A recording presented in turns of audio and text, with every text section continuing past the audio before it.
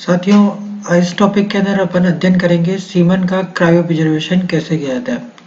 अगर आप चैनल पर पहली बार आ रहे हैं तो चैनल को सब्सक्राइब करें और बेल आइकन को दबा दें ताकि आपको रेगुलर नोटिफिकेशन मिलते रहे। सीमन का क्रायो प्रिजर्वेशन का अर्थ है कि उसका हिम शीतीकरण करना, अर्थात सीमन को लंबे समय तक हम उपयोग में ले पाए, इसके लिए हम उसका क्रायो प्रिजर्वेशन करते हैं और इसको हम लिक्विड नाइट्रोजन में रखते हैं। तो इसके अंदर क्या प्रोसेस होता है, तो वो हम देखते हैं कि सीमन का तनुकरण करने के लिए, अर्थात सीमन की मात्रा बढ़ाने के लिए, क्योंकि एक इजैकुलेशन से जो सीमन निकलता है वो लगभग 1500 गायों को एआई करने के लिए सफिशिएंट होता है। तो इसलिए सीमन का तनुकरण किया जाता है, उसे डाइल्यूट किया जाता है और इसके लिए हम ईवाईसी एक्सटेंडर का उपयोग करते हैं। ईवाईसी की फुल फॉर्म है एग यॉक सैचुरेट। ये एक विशेष प्रकार का एक एक्सटेंडर होता है जो कि सीमन की मात्रा को बढ़ाने का काम करता है। इसको हम ट्रिस एग यॉक ग्लिसरॉल भी कहते हैं। इनके अंदर ये सारे पदार्थ पाए जाते हैं, इसलिए हम इसे ट्रिस एग यॉक ग्लिसरॉल भी कहते हैं। साथियों, आगे अगर हम देखें तो ट्रिस जो होता है वो इसके अंदर 24.2 ग्राम जो कि बफर का काम करता है, अर्थात पीएच बैलेंस करता है। साइट्रिक एसिड भी लगभग यही काम है। फ्रक्टोज 10 ग्राम होता है जो कि सीमन को ऊर्जा यानी स्पर्म को ऊर्जा देते हैं। इसके अलावा दो एंटीबायोटिक देखते हैं तो वो प्रोकेन पेनिसिलिन और स्ट्रेप्टोमाइसिन। बहुत बार इनकी कंसंट्रेशन पूछी जाती है कि कितना इनको मिलाते हैं, तो प्रोकेन पेनिसिलिन 500 से 1000 इंटरनेशनल यूनिट पर ml और स्ट्रेप्टोमाइसिन 1000 माइक्रोग्राम पर ml मिलाई जाती है। सबसे इम्पोर्टेंट अगर हम देखें तो वो है ग्लिसरॉल। साथियों, ग्लिसरॉल जो मिलाया जाता है वो एक्सटेंडर के अंदर ईवाईसी एक्सटेंडर जो कि 7% की दर से मिलाया जाता है, क्योंकि 1000 ml टोटल है, 7% की दर से मिलाया जाता है और 70 ml मिलाया जाता है। इसके अंदर हम देखें कि ये जो 70 ml है तो ये ग्लिसरॉल क्रायो प्रोटेक्टेंट का कार्य करता है। क्रायो प्रोटेक्टेंट का अर्थ है जो कि हिम आघात से बचा है, हिम शीत के जो आघात है उससे बचाने का काम करता है। तो ये स्पर्म को नष्ट होने से रोकता है, क्योंकि ग्लिसरॉल अत्यधिक ठंड से या अत्यधिक कम तापमान से सीमन को बचाता है। तो हिम शीतीकरण कैसे किया जाता है इसे हम स्टेप बाय स्टेप देखते हैं। तो सबसे फर्स्ट स्टेप, इसको हम इक्विलिब्रियम पीरियड कहते हैं और इसके अंदर सीमन को 37 डिग्री से 5 डिग्री सेंटीग्रेड तापमान तक लाया जाता है और इसको 2-2.5 घंटे में लाया जाता है, मतलब धीरे धीरे तापमान कम किया जाता है और 2-2.5 घंटों में इसका तापमान 5 डिग्री सेंटीग्रेड किया जाता है। फिर स्टेप 2 के अंदर हम देखते हैं कि 5 से 8 ml जो है टोटल एक्स्ट्रा के अंदर परसेंटेज के अंदर देखें तो हम देखते हैं कि सीमन में एग यॉक साइट्रेट मिला दिया जाता है, ट्रिस एग यॉक साइट्रेट मिलाते हैं और टेम्परेचर को 5 डिग्री सेंटीग्रेड से -40 तक लाते हैं। थर्ड स्टेप के अंदर हम देखते हैं कि -40 से लिक्विड नाइट्रोजन के टेम्परेचर 196 डिग्री पर लाया जाता है। क्रायोकेन के जार हम देखते हैं तो दो प्रकार के जार हमें देखने को मिलते हैं, एक तो बीए और टीए।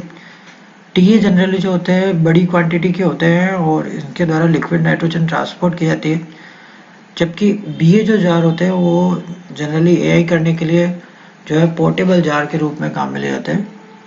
आगे हम देखें LN2 का जमाव बिंदु जो होता है वो -212 डिग्री होता है। सामान्यतः LN2 का जो तापमान होता है वो -196 डिग्री सेंटीग्रेड होता है।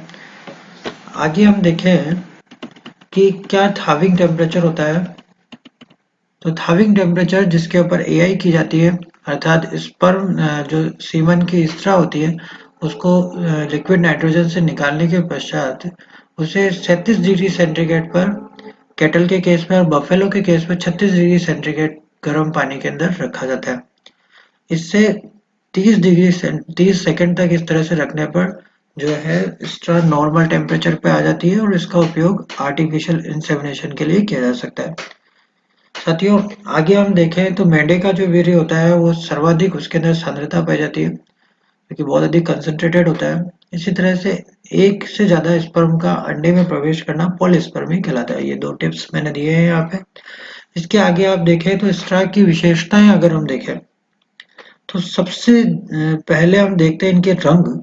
तो सबसे पहले रंग देखें तो एमबी जो स्ट्रा होती है, मुर्रा भैंस की जो स्ट्रा होती है, इसका रंग सफेद रंग होता है। ये रंग फिक्स है, ऑल इंडिया हमेशा यही रंग पाए जाते हैं। इसी तरह से गिर का ऑरेंज, लाल रंग अचफ जो कि 100% अचफ है उसका होगा और हरा रंग 50% अचफ वाले खून का होगा। आगे हम देखें तो साथियों एक बहुत इंपॉर्टेंट टेबल का अपन अध्ययन करेंगे। ये सीमन कि विभिन्न प्रकार के पैरामीटर्स के ऊपर विभिन्न प्रकार के जानवरों के अंदर अपन इसको देखते हैं। तो ये बहुत ही इंपॉर्टेंट टेबल है और इससे बहुत बार प्रश्न पूछे गए हैं। तो सबसे पहले हम देखते हैं सीमन का वॉल्यूम अर्थात सीमन की मात्रा। तो सीमन की मात्रा जो है बुल के अंदर हम देखें तो 5 से 8 ml जो है एक बार के अंदर सीमन का एजुकुलेशन होता है। रैम के अंदर देखें तो ये मात्रा बहुत कम 1.2 ml मैक्सिमम होती है। क्योंकि ये मात्रा कम होती है इसलिए कंसंट्रेशन जो है सीमन का कंसंट्रेशन ज्यादा हो जाता है। बोर के अंदर देखें तो बहुत ज्यादा अधिक मात्रा में 150 से 200 ml, स्टोलियन के अंदर 60 से 100 ml और कोक यानी मुर्गे के अंदर सबसे कम हम देखते हैं। साथियों फार्म एनिमल्स के केस के अंदर देखें तो सबसे ज्यादा कंसंट्रेशन रैम के अंदर देखने को मिलती है।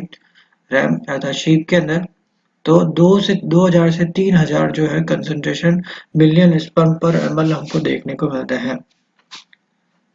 1 मिलियन का अर्थ है 10 लाख, तो 2000 से 3000 मिलियन स्पर्म प्रति ml देखने को मिलते हैं। तो सबसे ज्यादा कंसंट्रेशन मिलती है। इसी तरह से कोक के अंदर भी कंसंट्रेशन ज्यादा होगी, मुर्गे के अंदर भी, घोड़े के अंदर कम होती है और बोर के अंदर भी कम होती है।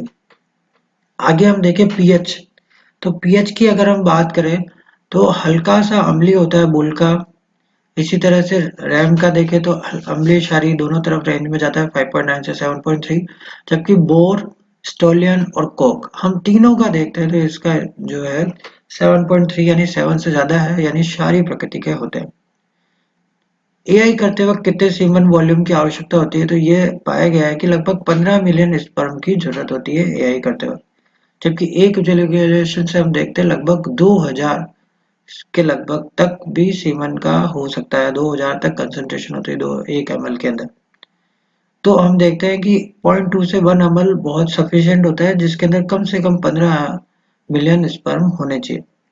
एक इजैकुलेशन के अंदर हम देखते हैं कि कितनी स्ट्रा बन सकती है, तो यहाँ से हम गणना की जा सकती है। मान लीजिए कोई 5 ml अगर सीमन निकला है और उसकी कंसंट्रेशन लगभग 1000 है, तो लगभग हम देखते हैं कि इससे 1000 है तो लगभग 5000 बिलियन स्पर्म पर ml निकलेंगे, मतलब 5000 मिलियन स्पर्म बनेंगे। 5000 मिलियन स्पर्म और एक 15 मिलियन स्पर्म की जरूरत पड़ती है एक बार के अंदर। तो 5000 में 15 का भाग लगाते हैं तो लगभग हम देखते हैं लगभग ये 3000 के लगभग बैठता है। तो एक इजैकुलेशन से लगभग 3000 गायों को एआई की जा सकती है, 3000 स्ट्रा का निर्माण किया जा सकता है। एवरेज ये 1500 के लगभग रहता है। आगे भी हम देखते हैं तो रैम के केस में 200 मिलियन स्पर्म की जरूरत पड़ती है, बोर के केस में 5000 और स्टेलियन के केस में 1500 मिलियन स्पर्म की जरूरत पड़ती है। अब साथियों बहुत बार ये पूछा जाता है कि डिपॉजिट का स्थान क्या होता है, तो कहाँ पर सीमन को डिपॉजिट किया जाए? तो बुल के केस में मिड सर्विस के अंदर डिपॉजिट करना सबसे अच्छा रहता है। रैम के अंदर भी यही सर्विस के अंदर, जबकि बोर के केस में यूट्रस और घोड़े के केस में भी यूट्रस में सीमन को डिपॉजिट किया जाता है, मतलब सर्विक्स में नहीं किया जाता, क्योंकि सर्विक्स से सीमन आगे ट्रेवल नहीं कर पाता क्योंकि कंसंट्रेशन कम रहती है। आगे एक और इम्पोर्टेंट टेबल हम देखते हैं कि स्ट्रा के प्रकार। तो स्ट्रा के प्रकार में हम देखते हैं कि 3 तरह की स्ट्रा यहाँ पर आप देख सकते हैं, फ्रेंच मीडियम, फ्रेंच मिनी और जर्मन स्ट्रा। 3 प्रकार के स्ट्रा हम देखते हैं। इन तीनों के अंतर भी बहुत बार पूछे जाते हैं।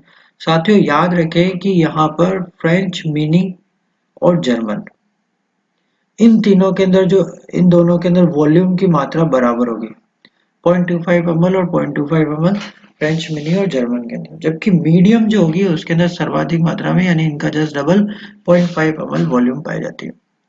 आकार के अंदर देखें तो फ्रेंच मीडियम और फ्रेंच मिनी की लंबाई समान होगी, क्योंकि आपने यहाँ देखा है कि वॉल्यूम जस्ट आधा हो गया है, इसलिए व्यास कम हो जाएगा, क्योंकि ये त्रिज्या की बात हो रही है तो ये स्क्वायर में चलता है, इसलिए 2.8 mm और 2 mm हो जाएगा।